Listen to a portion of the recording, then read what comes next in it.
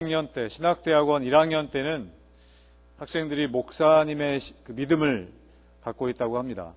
2학년이 되면, 저희가 3학년까지 있었는데요. 2학년이 되면 전도사의 믿음을 갖게 된다고 합니다. 3학년이 되면 평신도의 믿음을 갖게 된다고 합니다. 그건 뭘 얘기하는 거냐면, 신학 공부를 해나가면서 지식은 많아지는데, 처음에 신학대학원 1학년 들어왔을 때는 그 하나님이 부르신 감격의 열정을 가지고 들어왔다가 점점 믿음이 식어져 가는, 그 마음이 식어져 간다는 것을 빗대어서 이야기하는 것이었습니다. 여러분, 우리가 신앙생활을 해 나갈수록 믿음이 성장해 가는 것이 정상입니다. 여러분은 믿음이 성장해 가고 계십니까? 한 분 아멘 하셨습니다. 어린아이가 커갈수록 키가 커가고 몸이 성장해 가는 것이 정상입니다. 자라지 않는다면 뭔가 문제가 있는 것이죠. 우리가 신앙생활도 마찬가지로 우리의 믿음이 자라지 않는다면, 성장해 가지 않는다면 뭔가 지금 이상이 있는 것입니다. 오늘 읽은 본문의 이야기, 여러분이 잘 아시는 말씀인데요. 오늘 본문의 이야기는 사실 40절부터 시작을 하고 있습니다. 오늘 우리가 49절부터 읽었는데, 우리 40절, 41절 말씀을 같이 다시 한번 읽어보도록 하겠습니다. 40절, 41절입니다. 앞에 부분 시작. 예수께서 돌아오심에 무리가 환영하니 이는 다 기다렸음이로라. 이에 회당장인 야이로라 하는 사람이 와서 예수의 발 아래에 엎드려 자기 앞에 오시기를 간구하니. 아멘.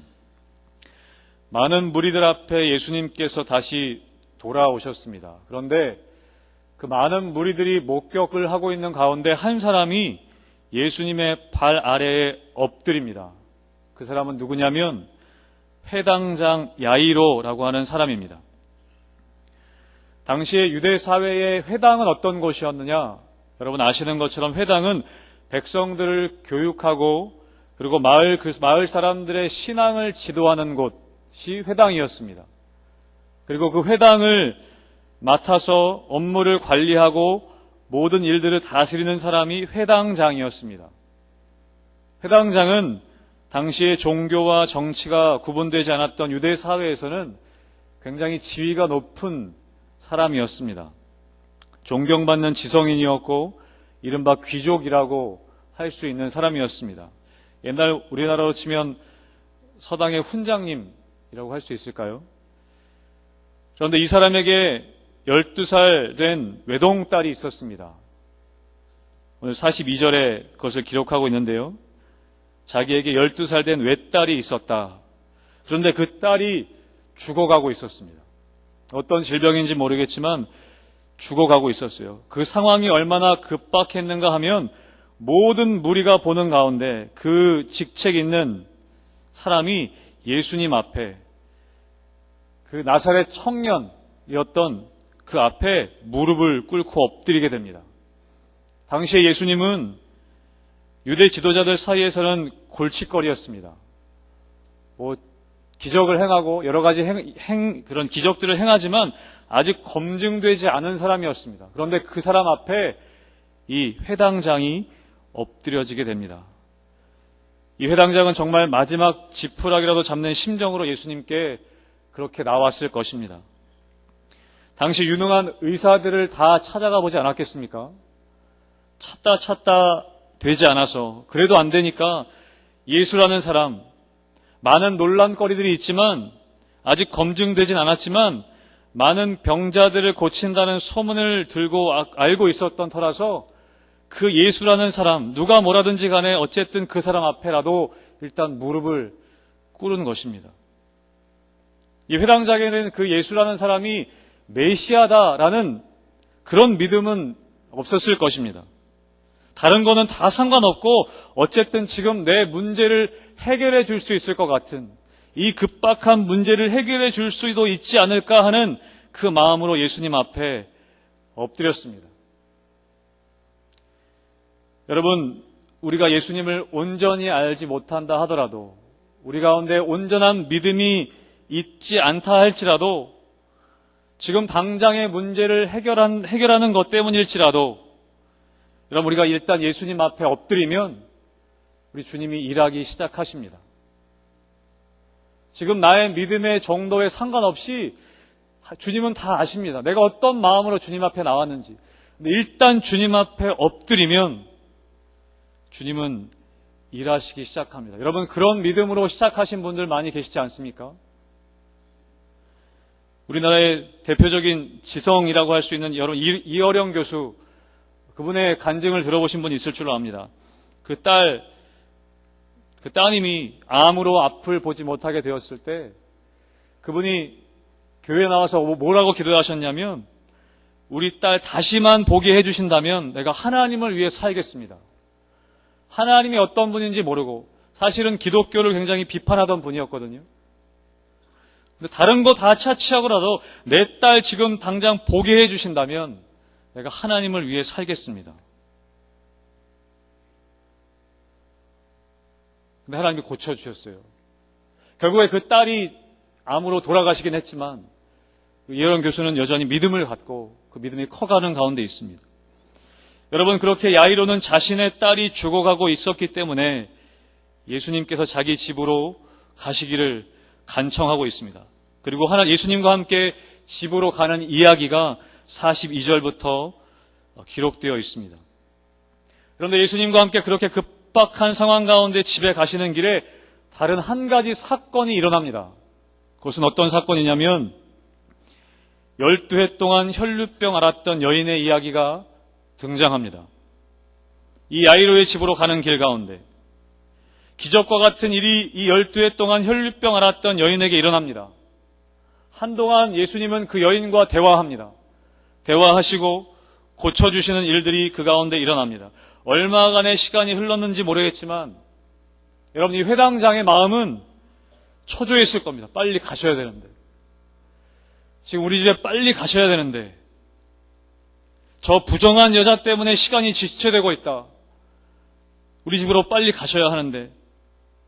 여러분, 그 회당장에게는 12의 혈루병 걸린 여자가 병에 나은 것이 별로 감동되지 않았을 것입니다. 그게 자기하고 지금 무슨 상관이겠습니까? 내 딸이 죽어가고 있는데 오히려 저 여자 때문에 시간이 지체되고 있는 것입니다. 우리는 우리의 기도의 응답이 지체되는 것 같을 때 우리들은 초조해집니다.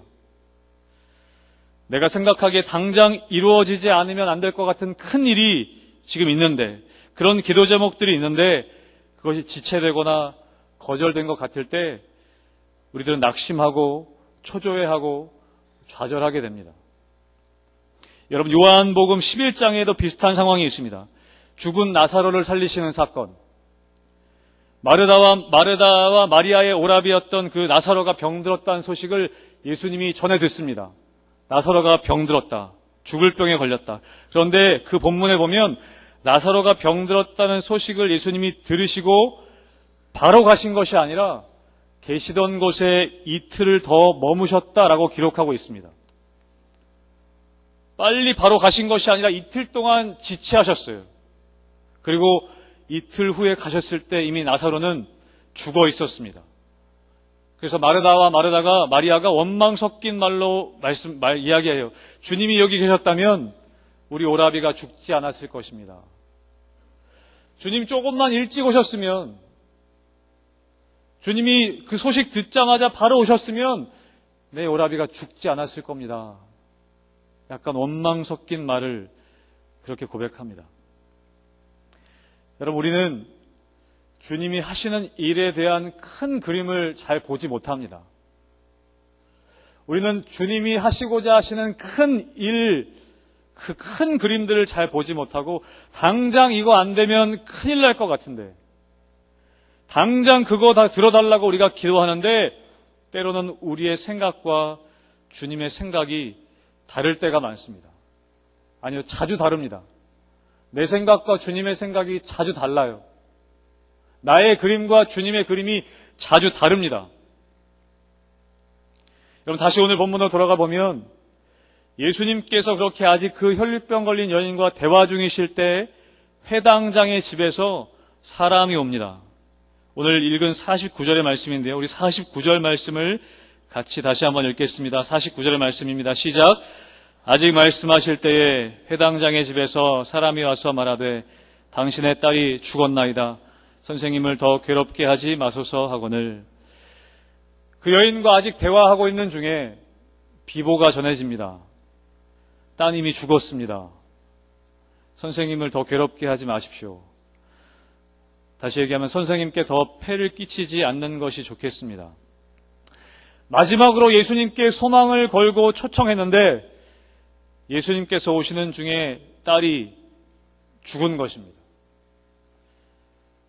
야이로의 집에서 온 그 사람은 딸이 죽었으니 이제 더 이상 예수님께 폐를 끼치지 않는 게 좋겠다고 말합니다. 더 이상 오실 필요가 없다는 것입니다. 상황이 끝났다는 것이죠.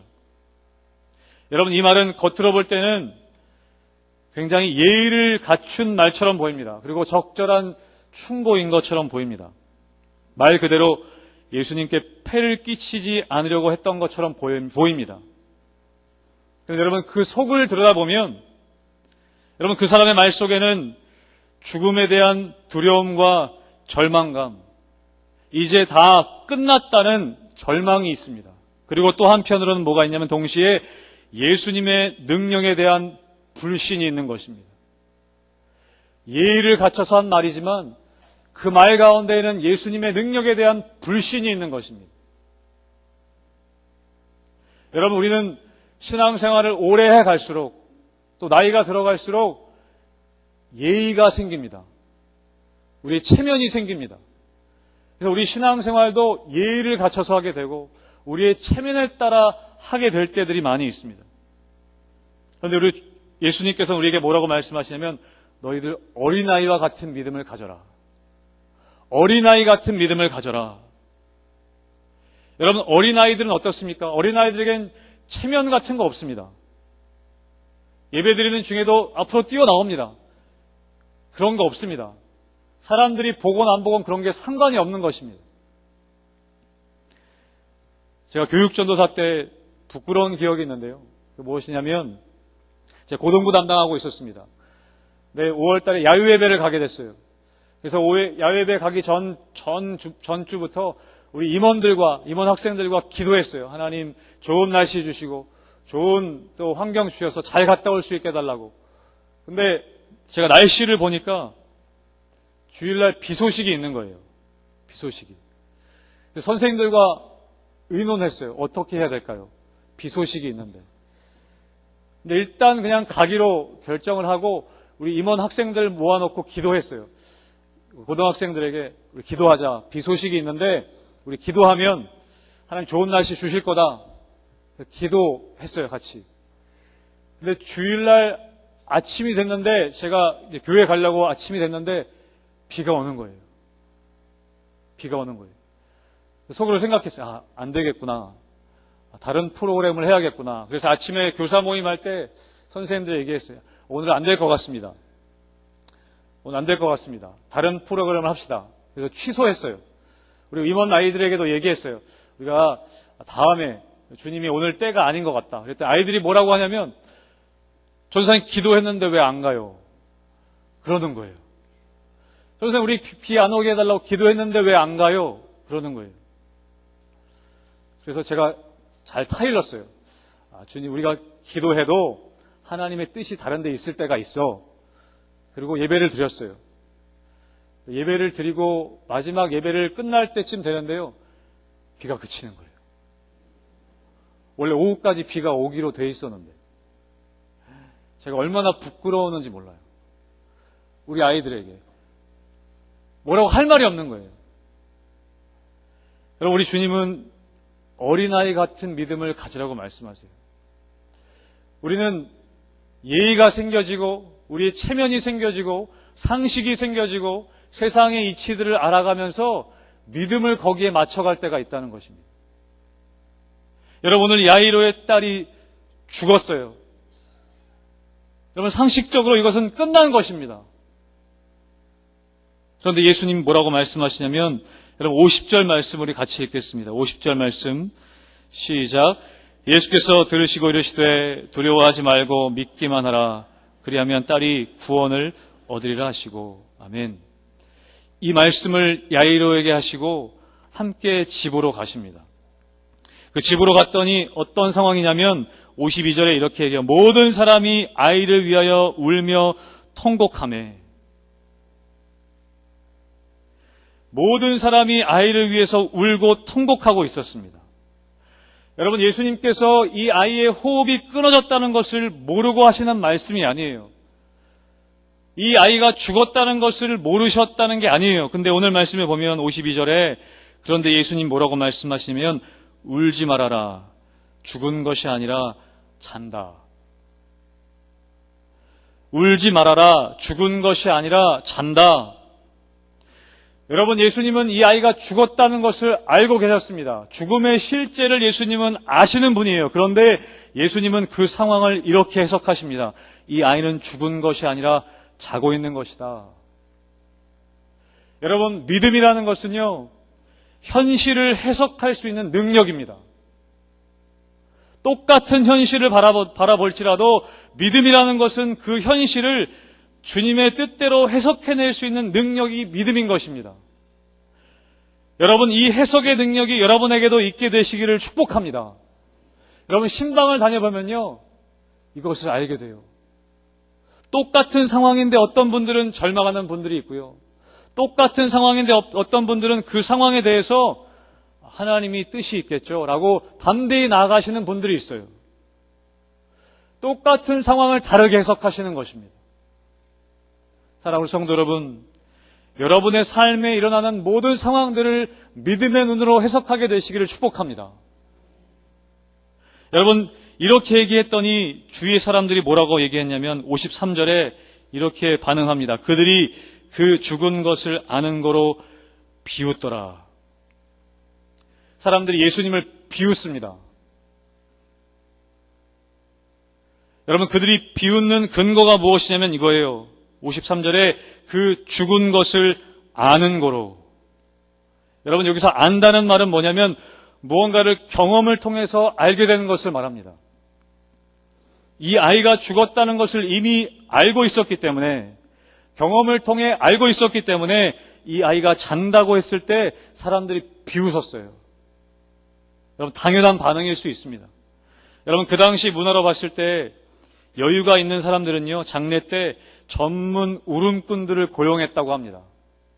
예전에 우리 시골에도 그렇잖아요. 우시는 분들 있잖아요. 전문적으로 우시는 분들 있잖아요. 곡하시는 분들. 이 당시에 사회적인 지위가 있는 사람들은요, 전문 울음꾼들을 고용해서 울게 했어요. 여러분, 이 사람들은 직업적으로 이런 일들을 하는 사람들이에요. 수많은 장례식을 다녀봤을 겁니다. 누구보다도 사람이 죽는 것을 많이 봐왔을 거예요. 이 야이로의 딸이 죽었다는 것을 수많은 경험들을 통해서 아는 사람들이었습니다. 그래서 비웃은 거예요. 여기 대부분 저보다 다 연세가 많으신 분들이지만 여러분, 나이가 들어갈수록 제가 사역을 감당하는 횟수가 늘어날수록 내가 아는 것이 맞다는 그런 생각이 커져가는 것 같아요. 내가 이런 경험을 해봤으니까, 내가 이렇게 해봤는데 이렇게 정도 됐으니까 여기 이 정도까지 하면 되는 거야 라는 내 경험이 그것이 굳어져 가는 것 같아요. 여러분, 12회 혈류증 앓고 있던 여자가 고침받기 힘들다는 것은 내가 아는 것입니다. 죽은 자가 살아날 수 없다고 하는 것은요, 내가 아는 것입니다. 여러분, 우리는 우리가 아는 범위 안에서 믿으려고 합니다. 우리의 믿음의 범위를 우리가 아는 것에 국한시키려고 합니다. 결국 우리의 믿음의 근거는요, 우리의 지식이 되고 우리의 경험이 되는 것입니다. 그리고 그 믿음이 점점 굳어져 갑니다. 그래서 우리가 아는 것 이상의 것을 이야기했을 때 비웃습니다. 내가 아는 것, 내가 경험한 것 이상의 것을 이야기했을 때 비웃게 되는 거예요. 그게 되겠냐? 그게 말이 되냐? 여러분, 아브라함의 아내 사레가 아브라함이 100세의 아들을 낳을 것이라고 천사의 말을 들었을 때 그 사라가 속으로 웃었습니다. 왜냐하면 그녀가 아는 것은 100세 아이를 낳을 수 없다는 것을 알고 있었기 때문에. 예수님이 오셔도 더 이상 안 된다는 거예요. 생명의 기운이 조금이라도 남아 있었다면 예수님이 그 능력으로 회복시킬 수 있으실지 모르겠는데 이제 죽어버렸기 때문에 상황이 끝났다는 것입니다. 죽음 앞에서는 아무리 예수라는 사람도 아무런 일을 못할 거다라고 그 사람들이 생각했다라는 것입니다. 사랑하는 성도 여러분, 여러분이 아는 것이 여러분의 경험이 여러분의 믿음의 근거가 되지 않기를 축복합니다. 여러분이 여러 가지 사역을 감당하실 때에도요, 여러분이 아는 범위 안에서만 일하시지 않기를 축복합니다. 우리 삼사 남선교회 회원분들 여러 가지 교회 안의 일들 감당하실 때 우리가 아는 범위 안에서만 일하시지 않게 되기를 축복합니다. 믿음으로 일하는 것입니다. 여러분, 그 믿음의 근거는 무엇입니까? 그것은 우리 주님과 그분의 말씀인 줄로 믿습니다.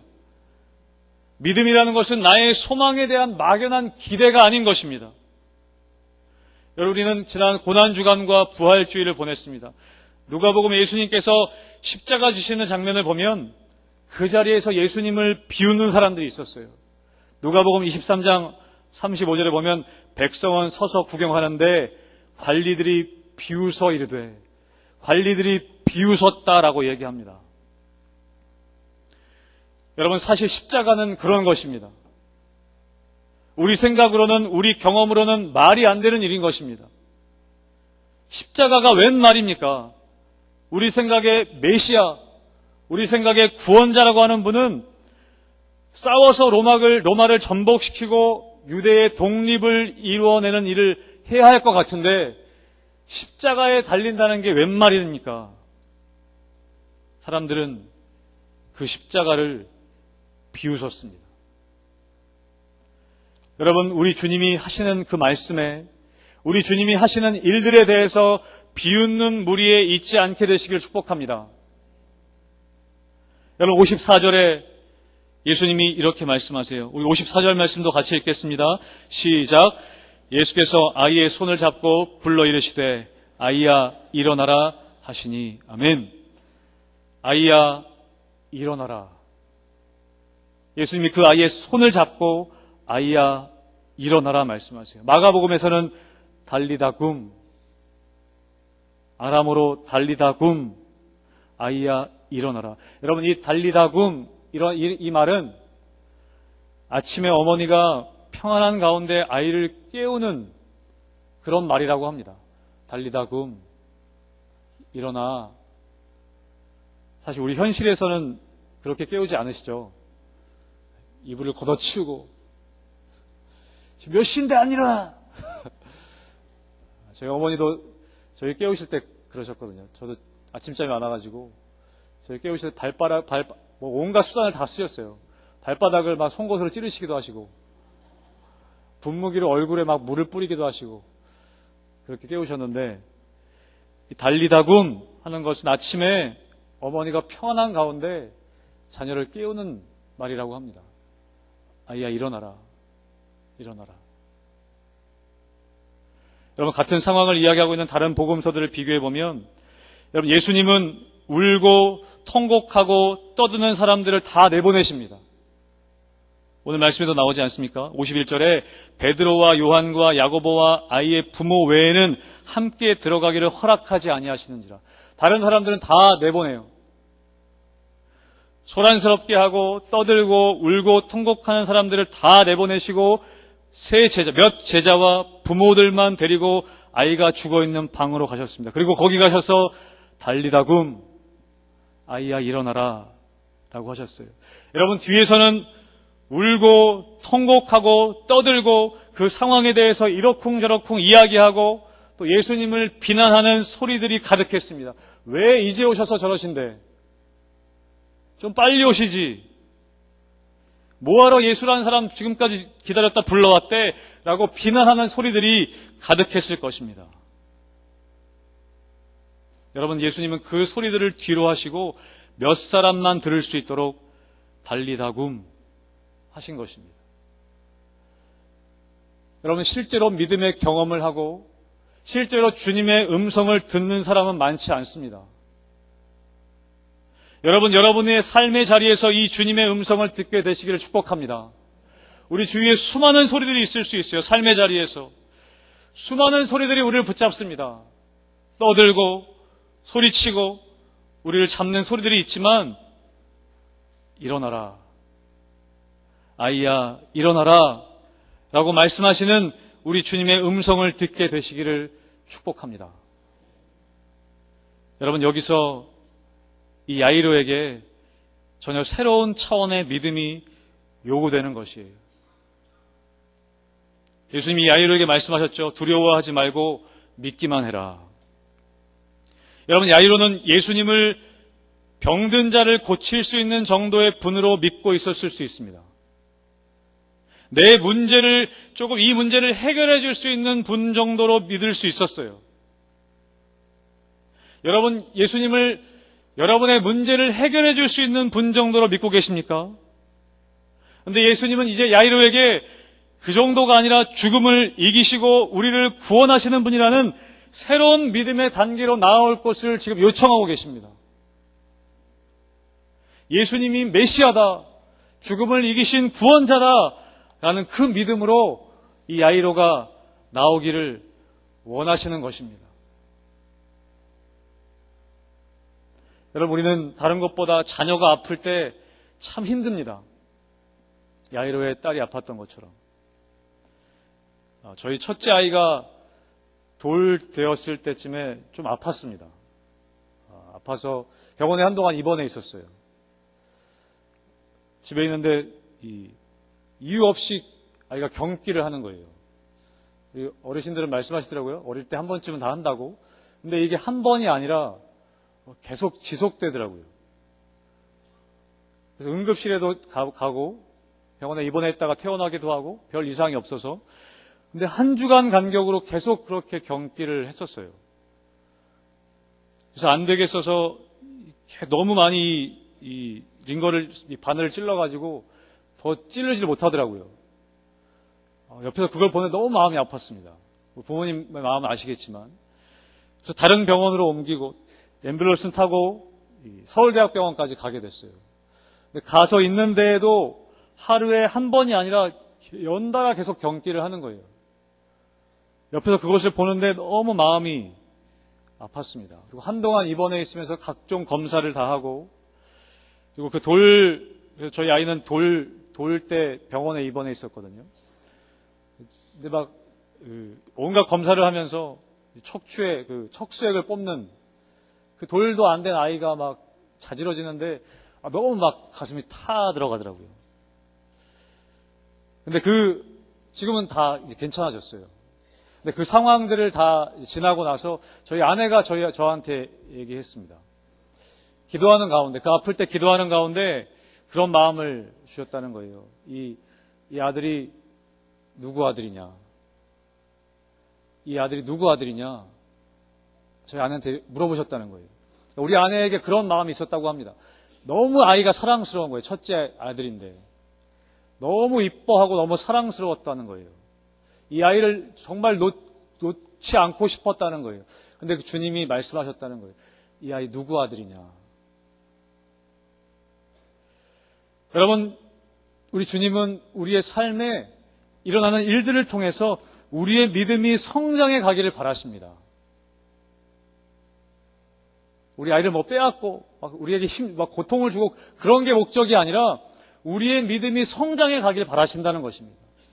여러분, 야이로는 예수님을 병든 자를 고치는 사람 정도로 인식하고 있었어요. 그런데 예수님께서는 야이로의 믿음이 거기 머물러 있지 않기를 원하셨습니다.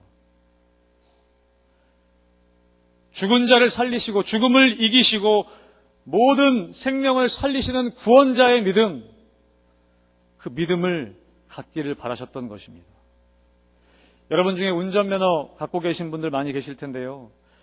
여러분, 장롱면허라는 것이 있습니다. 여러분, 장롱면허가 뭡니까? 어떤 분이 저한테 말씀하시더라고요. 나는 10년 무사고라고.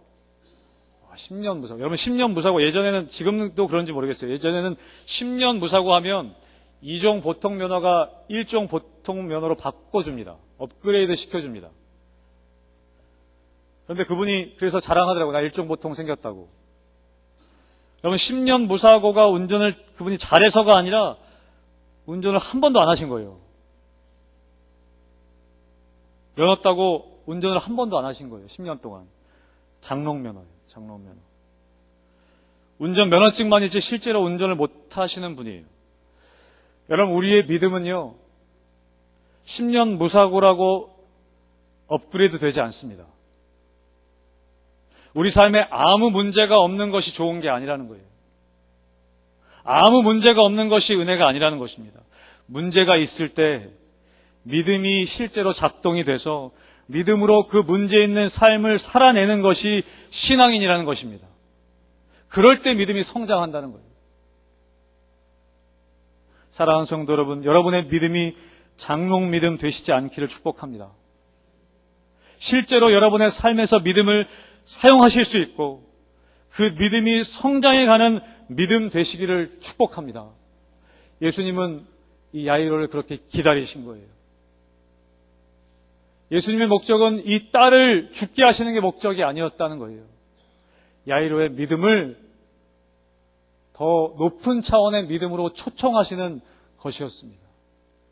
여러분, 우리 주님은 오늘도 우리의 믿음이 성장해 가기를 바라십니다. 여러분의 믿음이 정체되신 분들이 있습니까? 오늘 삼사 남선교회 헌신예배인데요. 삼사 남선교회 찾아보니까 48세에서 59세의 나이시더라고요. 물론 다른 나이대도 중요하지만 여러분 정말 중요한 때가 아니십니까? 한 가정의 가장으로 또 사회적으로도 어느 정도 자리를 잡으시고, 그런데 예수님께서 오늘 우리 삼사 남선교회 회원 여러분들에게 초청하시는 거예요. 믿음의 새로운 도약을 하기를 원하시는 겁니다. 장롱 면허가 아니라, 장롱 믿음이 아니라, 정체되고 머무르는 믿음이 아니라 한 단계 더 올라가는 믿음, 한 단계 더 주님 앞으로 나아가는 믿음, 예수님 오늘 그 믿음으로, 그 믿음의 자리로 우리들을 초청하고 계십니다. 사랑하는 성도 여러분, 여러분의 삶에 닥친 여러 가지 일들 가운데 주님을 바라보게 되시길 축복합니다. 믿음으로 그 상황을 해석하시게 되시길 축복합니다. 여러분 믿음으로 그 일들을 이겨내시길 축복합니다. 그리고 믿음이 성장해 가시는 성도님들 되시기를 주님의 이름으로 축복합니다. 아멘. 기도하겠습니다. 하나님, 우리들에게 믿음 주시고 우리를 주님의 자녀로 삼아주시니 감사합니다. 하나님, 우리의 믿음이 정체되지 않게 도와주시고 성장하는 믿음 될 수 있도록 은혜 허락하여 주시옵소서. 우리의 삶에 다가오는 수많은 일들 가운데 하나님 문제가 없기를 기도하기보다 우리의 다가오는 삶의 문제들 가운데 믿음으로 그것들을 이겨낼 수 있도록 그래서 우리의 믿음이 성장해 나가는 믿음 될 수 있도록 주님 은혜를 더하여 주시옵소서. 아버지, 믿음이 쉬고 있는 믿음이 있었다면 다시 한번 일어서게 도와주시고, 특별히 삼사 남선교회 우리 회원분들의 믿음의 삶 가운데 믿음의 진보가 있고 믿음의 전진이 있는 믿음 될 수 있도록 축복하여 주시옵소서. 감사하며 예수님 이름으로 기도하옵나이다. 아멘.